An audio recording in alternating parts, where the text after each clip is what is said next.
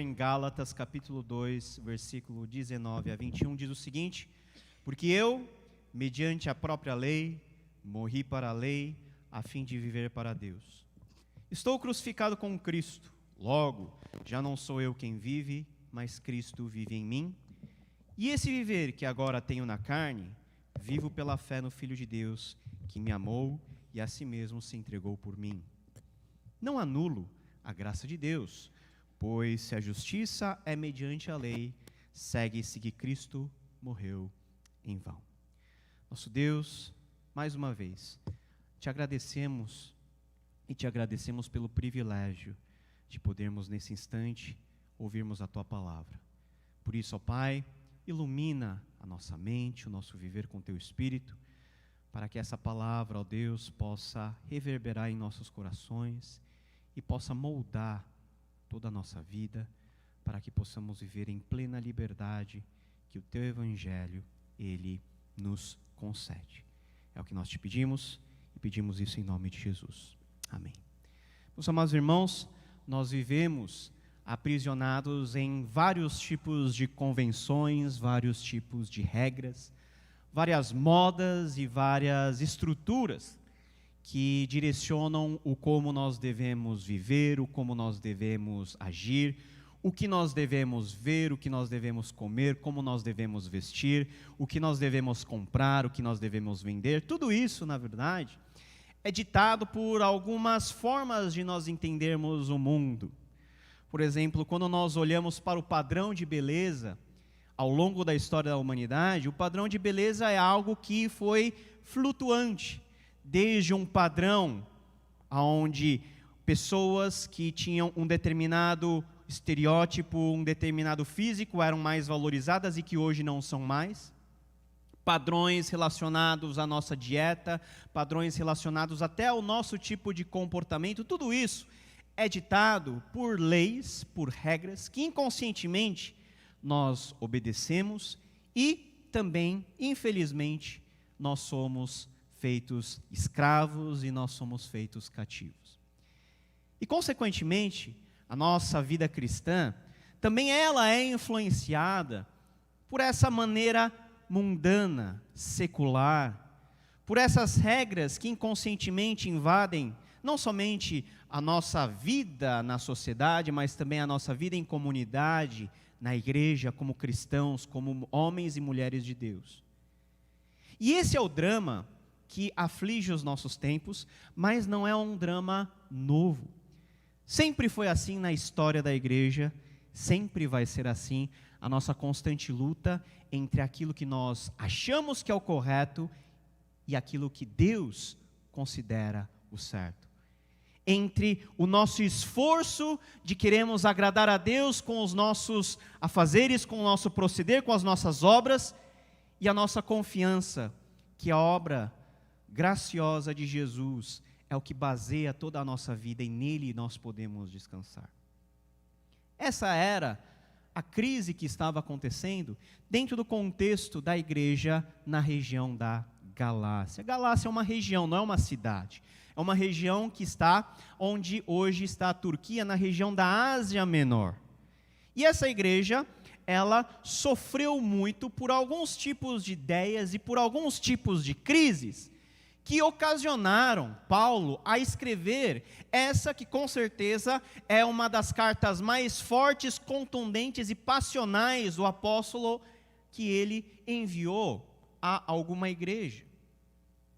A crise naquele lugar era tão grande que Paulo, que costuma abrir as suas cartas elogiando o proceder dos cristãos para os quais ele está remetendo a carta, para os quais ele está destinando a carta, em Gálatas, Paulo, depois que ele termina a introdução, ele já repreende aquele povo, e repreende em termos muito duros, dizendo, por exemplo, no capítulo 1, versículo 6, admira-me que estejais passando tão depressa daquele que vos chamou na graça de Cristo para outro evangelho, o qual não é outro senão o que há alguns que vos perturbam e querem perverter o evangelho de Cristo. Então, o grande problema naquela igreja era que alguns irmãos estavam lá para desvirtuar o evangelho, para pregar um outro evangelho.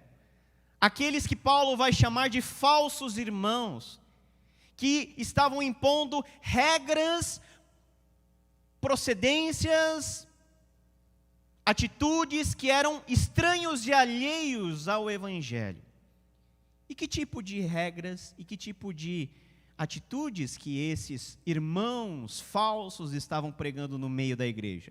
Era o seguinte: era que para ser crente de verdade, você primeiro teria que ser judeu de verdade. Nessa época, nós estamos falando aproximadamente entre o intervalo de 48 a 58 depois de Cristo, a igreja, ela tinha muitos gentios, mas também tinha muitos cristãos convertidos do judaísmo. E a grande questão é o seguinte: olha, para eu ser cristão, eu tenho que ser judeu primeiro, ou eu não preciso passar pelo judaísmo e vou para o evangelho direto? Essa foi a questão principal, por exemplo, da discussão dos apóstolos lá no concílio de Jerusalém, em Atos capítulo 15.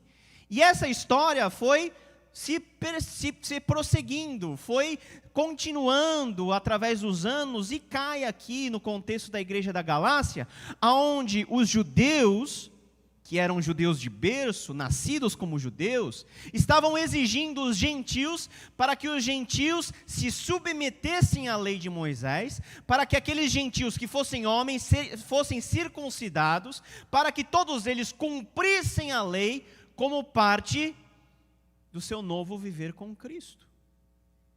E Paulo, ele envia essa carta justamente para dizer o seguinte: olha, esses irmãos que estão pregando esse tipo de ideia, estão na verdade querendo roubar a verdadeira liberdade que há em Cristo Jesus. Não é à toa que Gálatas é conhecido como a carta da liberdade. Como ser livre numa situação em que nós estamos aprisionados a regras e a convenções? Como ser livre numa situação onde eu tenho de um lado Cristo, que é o cumprimento da lei, e de outro lado pessoas dizendo que eu preciso me submeter à lei para chegar a Cristo? Eu não preciso simplesmente, e é insuficiente o batismo. Não, você tem que ser circuncidado. Você não pode ter aquela dieta que os judeus não podem comer. Você não pode comer carne de porco, por exemplo. Coisa que lá atrás, no concílio de Jerusalém, já havia sido resolvido, volta de uma maneira requentada aqui no contexto da igreja da Galácia. Eram os cristãos que nós conhecemos como cristãos judaizantes, que estavam pervertendo a essência do evangelho. Hoje também, dentro desse mundo e dentro dessas circunstâncias onde nós somos bombardeados por milhões de fontes de informação, é muito possível que o nosso evangelho, a nossa visão do evangelho realmente puro, tenha sido de alguma forma minado e desvirtuado por pequenas ideias que nós catamos aqui, que nós escutamos acolá, e que com o passar do tempo vão se acumulando, e você percebe que você não está mais no caminho do evangelho puro e verdadeiro, e você está praticando qualquer outra coisa que não é aquilo que Jesus pregou e que os apóstolos também proclamaram. E para nós sabermos se aquilo que eu conheço do evangelho, aquilo que eu sei do evangelho é realmente o evangelho de Jesus Cristo, eu preciso de alguns parâmetros, e é justamente esses parâmetros que o apóstolo Paulo, ele nos ensina nesse final do capítulo 2, e ele se coloca como exemplo. Paulo diversas vezes faz isso. Em vez de falar de outra pessoa, Paulo fala de si, do relacionamento que ele tem com Jesus Cristo, e de como o evangelho mudou a vida dele. Ele, para os seus ouvintes, é a maior prova da graça de Jesus Cristo. Ele, o próprio apóstolo Paulo, é a maior evidência física que todos possam ver, ouvir e tocar daquilo que Jesus faz e continua fazendo. Muitas vezes o evangelho que nós cremos é uma ideia, é uma teoria, é uma ideologia que nós somos incapazes de materializar. somos incapazes de colocar em prática. Mas Paulo, ele coloca sempre a vida dele sobre a mesa, falando o seguinte: olha, olhem para mim, olhem para aquilo que Cristo fez em mim, e olhem para aquilo que eu faço por amor do Evangelho de Cristo. E Paulo, ele começa a falar do fundo do coração dele, a partir de toda a experiência da vida dele. E nesse trecho ele nos ensina 3 coisas que são essenciais e para as quais o Evangelho nos aponta. Em primeiro lugar, o Evangelho de Jesus Cristo nos aponta para a cruz. Versículo 19: porque eu, mediante a própria lei, morri para a lei, a fim de viver para Deus. Estou crucificado com Cristo. Porque eu, mediante a própria lei, morri para a lei.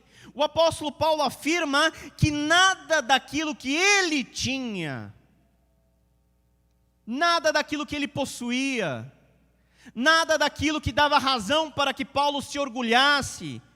Lá em Filipenses capítulo 3, a partir do versículo 4, Paulo vai dizer que ele tinha muitas coisas que lhe davam orgulho em termos humanos. Ele era judeu de judeu, dos fariseus ele era o mais zeloso, ele era da tribo de Benjamim, israelita da nata. Mas quando ele teve o encontro com Jesus, naquele caminho rumo a Damasco, onde ele estava indo para perseguir os crentes, e ele viu Cristo ressurreto na sua frente, Paulo, naquele instante, ele morreu para tudo isso. Naquele instante, Paulo morre para tudo aquilo que lhe dava algum tipo de porto seguro na sociedade, dava algum tipo de alento, dava algum tipo de motivo para se colocar diante das pessoas como alguém relevante. Por quê? Porque Paulo tem um encontro com aquele que realmente importa, que é Jesus Cristo. E muitas vezes aquilo que nós somos, aquilo que nós fazemos, o nosso histórico familiar, as pessoas às vezes chegam para mim e falam o seguinte: eu sou a 3ª geração de crente na minha família, eu sou a 4ª. E a grande pergunta é: e daí? Eu frequento a igreja há não sei quantos anos. Ok? E? Eu frequento a escola bíblica dominical desde quando eu tinha 2 anos de idade. Ok, e agora? O que você tem feito com tudo isso? O apóstolo Paulo, na medida em que ele teve esse encontro com Cristo, ele enterra tudo aquilo que humanamente dava motivos para ele se orgulhar. Por quê? Porque ele teve um encontro com aquele que realmente importa, que é Jesus Cristo. Ele tem a convicção de que nada do que ele fez era capaz de lhe dar paz, de lhe salvar, de lhe trazer perdão dos pecados. Nada daquilo era suficiente para a salvação. Tudo aquilo que Paulo tinha era uma tentativa de autojustificação. Eu querendo fazer alguma coisa para de alguma maneira melhorar, apaziguar, amenizar a dor de consciência que eu tenho em relação a Deus. Eu faço isso, eu faço aquilo, mas nada disso tem um efeito real na vida das pessoas.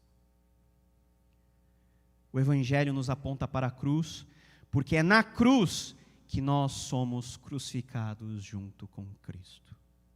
E nós somos crucificados junto com Cristo. Nós morremos para o mundo, para todas as nossas convenções, nós morremos para a nossa religiosidade, nós morremos para a nossa tentativa de autojustificação, nós morremos para nós mesmos, com a finalidade de nós vivermos para Deus. Porque a partir do momento em que Paulo teve encontro com Jesus Cristo, ele entendeu que não era pela lei que ele alcançava a Deus, é pela sua graça. Meus amados irmãos, a cruz de Cristo, a mensagem da cruz, que é loucura para os homens, mas que é o poder de Deus para a salvação, é o fundamento, é o elemento mais básico para a nossa nova vida em Cristo Jesus. Morremos para a lei, morremos para o mundo, morremos para as pessoas, morremos para nós mesmos, com a finalidade de viver para Deus. Quando Paulo fala de que nós temos que morrer com Cristo Jesus, essa linguagem quer dizer simplesmente que nós precisamos trocar de Senhor. Antes eu vivia em função de mim mesmo, hoje eu morro para mim mesmo para viver para Deus. Antes eu vivia de acordo com as minhas opiniões, hoje eu vivo de acordo com a palavra de Deus. Antes eu vivia com aquilo que me motivava, hoje eu vivo pela graça de Jesus Cristo. Paulo, mais para frente, aos Colossenses, no capítulo 3, versículos 5 a 6, ele vai dizer o seguinte: fazei, pois, morrer a vossa natureza terrena. Prostituição, impureza, paixão lasciva, desejo maligno e avareza, que é idolatria. Fazei morrer. A nossa vida como crentes, meus amados irmãos, é uma vida de constante encontro com a cruz, de um constante mortificar. E para nós, funciona dessa maneira. É quando nós morremos diante de Deus, que nós vivemos para Ele. É por isso que a Bíblia fala do exemplo da semente, que a semente ela é enterrada, ela morre, para a partir desse ponto, ela poder produzir vida. Meus amados irmãos, será que nós temos pensado na cruz? Será que nós temos colocado a nossa vida na cruz, para ser crucificado dia a dia em Cristo Jesus? Quantos aqui querem viver? Todos nós queremos viver, mas o grande segredo do Evangelho é que para viver você tem que morrer primeiro, porque a verdadeira vida vem após nós termos esse encontro com Jesus e termos a nossa vida crucificada com Ele. Você vive de acordo com as suas paixões, você vive de acordo com as suas opiniões, você vive de acordo com o seu proceder, com aquilo que você acha correto e certo? Coloque tudo isso aos pés da cruz, porque é lá que a nossa mente é transformada, é lá que essa natureza pecaminosa, ela é submetida, para que Cristo possa viver por meio de nós. Segunda coisa que Paulo nos ensina, que o Evangelho nos aponta, em primeiro lugar para a cruz, mas em segundo lugar para a realidade da fé. Versículo 20: logo já não sou eu quem vive, mas Cristo vive em mim, e esse viver que agora tenho na carne, vivo pela fé no Filho de Deus, que me amou e a si mesmo se entregou por mim. Uma vez que eu fui crucificado com Cristo, a conclusão que Paulo chega é: logo já não sou eu quem vive, mas quem vive em mim? Cristo vive em mim. Isso não quer dizer que a sua inteligência é anulada, que as suas vontades passam a ser irrelevantes, muito pelo contrário. Quando você morre com Cristo para que Cristo possa viver em você, é o ato de você colocar à disposição de Jesus tudo aquilo que você tem, tudo aquilo que você é. Os seus dons, talentos, a sua habilidade, a sua saúde, o seu bem-dispor mental, tudo isso que antes você usava para os seus próprios prazeres, agora, porque você morreu na cruz com Cristo, você coloca tudo isso à disposição de Jesus, que vive em mim. No momento em que nós nos rendemos a Cristo, a nossa vida já não é mais nossa, mas passa a ser de Jesus. Mas esse negócio de vida em Cristo é um negócio meio subjetivo, não é? E o apóstolo Paulo, ele continua a nos explicar o que é essa nova vida que nós vivemos e como nós devemos viver. E ele diz o seguinte: e esse viver que tenho agora na carne, ou seja, Deus, Ele, por sua soberania e providência, Ele permite que nós, mesmos salvos, estejamos vulneráveis a este mundo, estejamos com os pés neste mundo, nessa terra, vivendo até não sei quando. Como que eu faço para viver?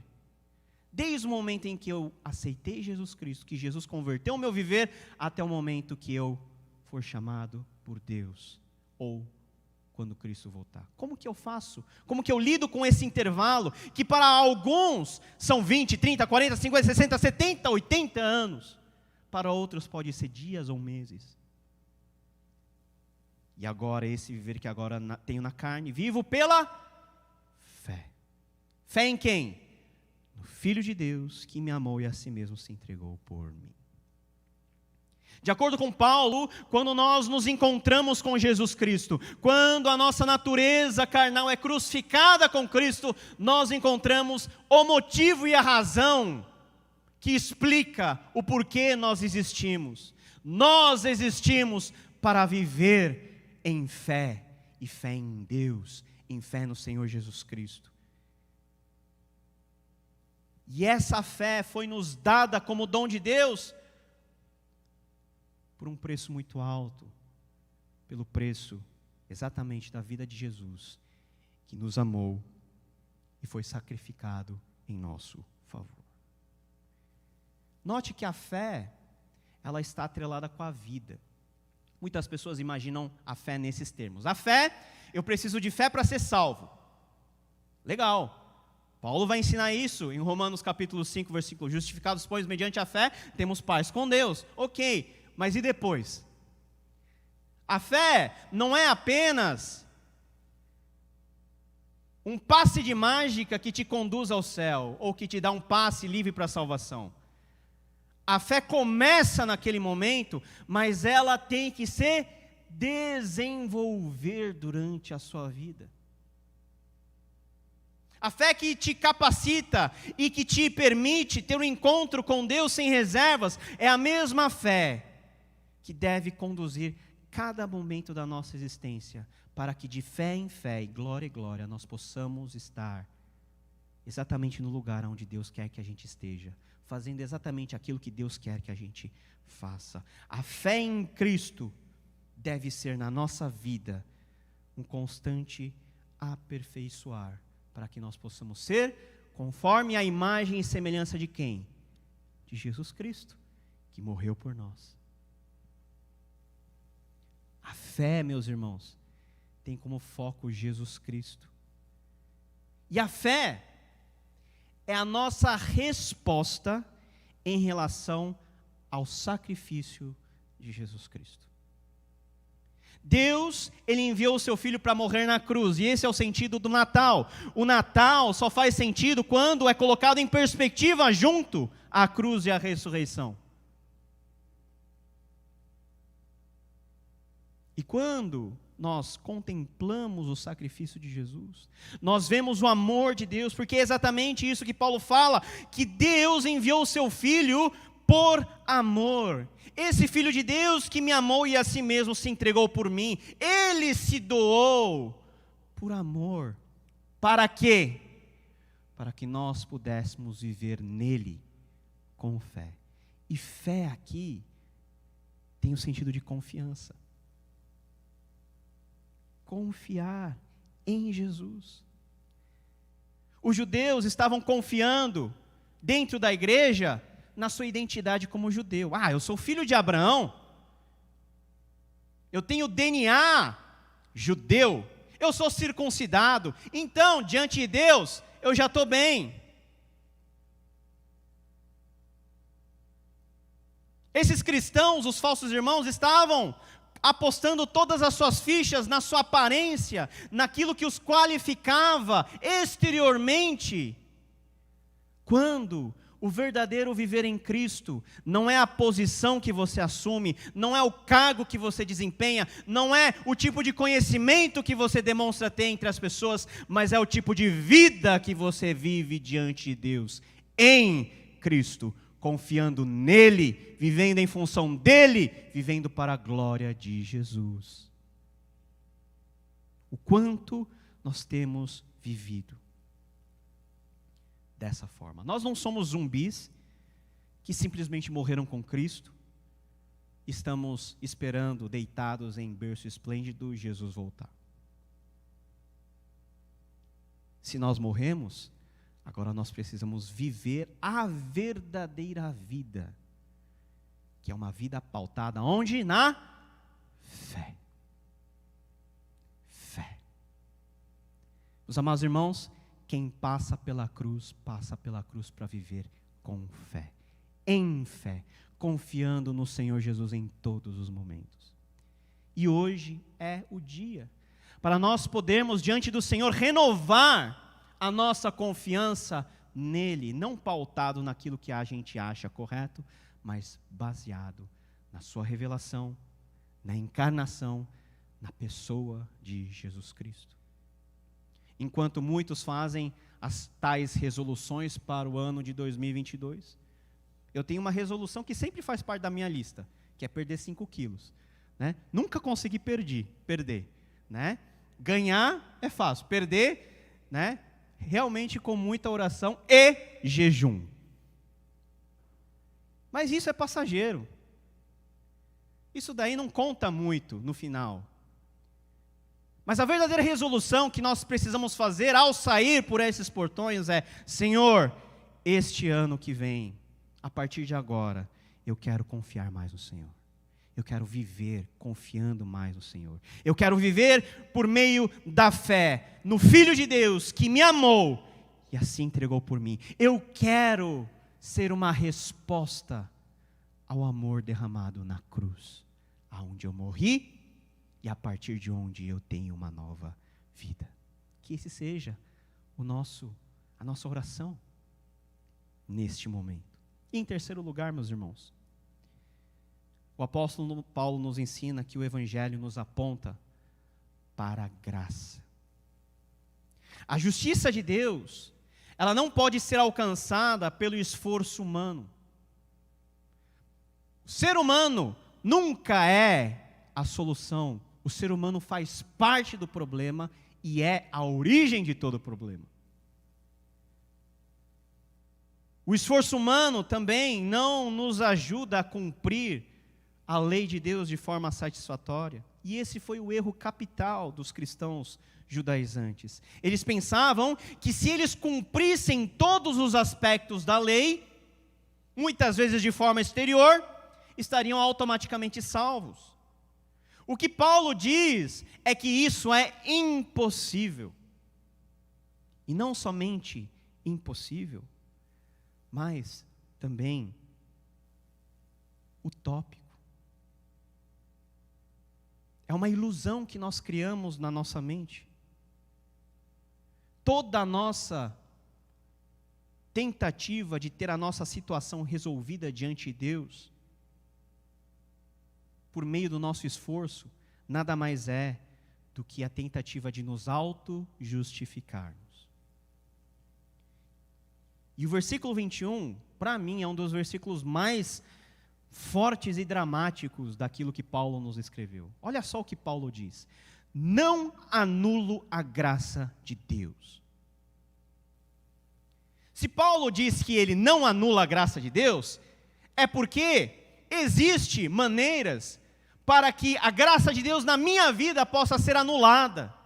E isso deveria nos causar desconforto e temor.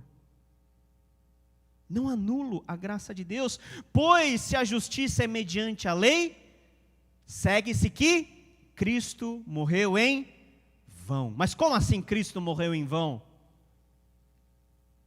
Quando nós nos desvencilhamos do verdadeiro Evangelho e procuramos outras formas de agradar a Deus, além de anular a graça de Deus em nossas vidas, estamos tornando a morte de Cristo sem efeito em nós. Quando eu coloco o meu esforço na frente daquilo que Jesus fez por mim, quer dizer que eu sou melhor que Jesus. Quando os meus méritos, eles são colocados no topo da lista, e aquilo que Jesus fez na cruz vem em segundo lugar, é porque aquilo que Jesus fez em segundo lugar, para mim, não tem validade, porque basta aquilo que eu faço. E o apóstolo Paulo não está ensinando que nós não devemos viver de uma maneira correta. O apóstolo Paulo não está ensinando que nós não devemos cumprir a lei. O apóstolo Paulo está nos questionando sobre a motivação de fazermos todas essas coisas. A nossa motivação está na graça de Jesus ou está na minha tentativa de me auto-justificar? Porque é pela graça que nós somos justificados em Cristo Jesus.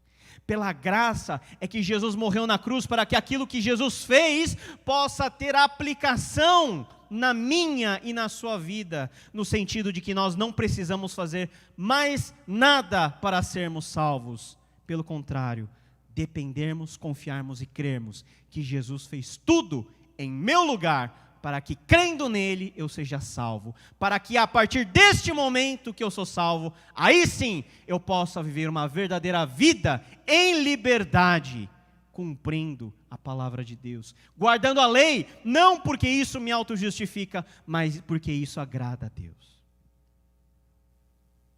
Quando nós não conhecemos a Jesus, nós cumprimos a lei não para agradar a Deus, mas para me satisfazer. Porque isso traz um sentimento bom. É que nem ajudar alguém a atravessar a rua. É legal ajudar alguém a atravessar a rua? É legal. Depois que você ajuda, você fica, né? Você fica anestesiado com aquela emoção. Eu fiz algo de bom hoje. Eu fiz algo de bom. Você se satisfaz naquilo que você fez e você acha que você é a pessoa mais boa do mundo. Quando o que o Evangelho, ele nos quer comunicar, é que tudo aquilo que nós fazemos, primeiro tem que passar pelo ato gracioso de Jesus na cruz, que faz com que tudo aquilo que nós fazemos a partir desse ponto, seja algo não para o meu próprio prazer, mas para a glória de Deus. Olha só o que o apóstolo Paulo fala no capítulo 2, no versículo 16 dessa mesma carta. Sabemos, contudo, que o homem não é justificado por obras da lei, e sim mediante a fé em Cristo Jesus. Também temos crido em Cristo Jesus, para que fôssemos justificados pela fé em Cristo, e não por obras da lei. Por obras da lei, ninguém será justificado. E a justificação nos foi dada de graça,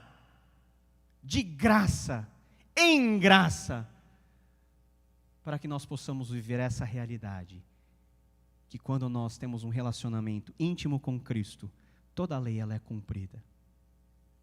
Quando nós vivemos em comunhão com Jesus Cristo, o próprio Espírito Santo nos ajuda a lembrarmos dos mandamentos e guardá-los. Viver pela graça. Por isso, o último convite do texto é o seguinte: se morremos com Cristo na cruz, e se vivemos agora pela fé no Filho de Deus, devemos fazer 3 coisas.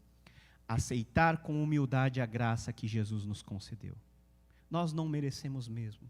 É pela fé que nós tomamos posse da graça de Jesus. Aceite de forma humilde. Viva, em segundo lugar, de acordo com essa graça, desfrutando da verdadeira liberdade que há no Espírito Santo. Essa graça, ela nos liberta. Ela nos liberta de todas as convenções sociais. Vocês não imaginam o drama que nós encontramos nos gabinetes pastorais, quando jovens e adolescentes vêm sentar na nossa frente e dizer que eles têm a impressão que eles são feios, malquistos, por causa de alguma qualificação física. Quem disse, quem estabeleceu essa regra? Esse mundo perverso. Quando que, aos olhos de Deus, Ele nos contempla, Ele nos olha com um olhar de bondade, de amor e de misericórdia. Porque se Ele morreu por mim, se Ele morreu por você, é porque você tem valor para Ele.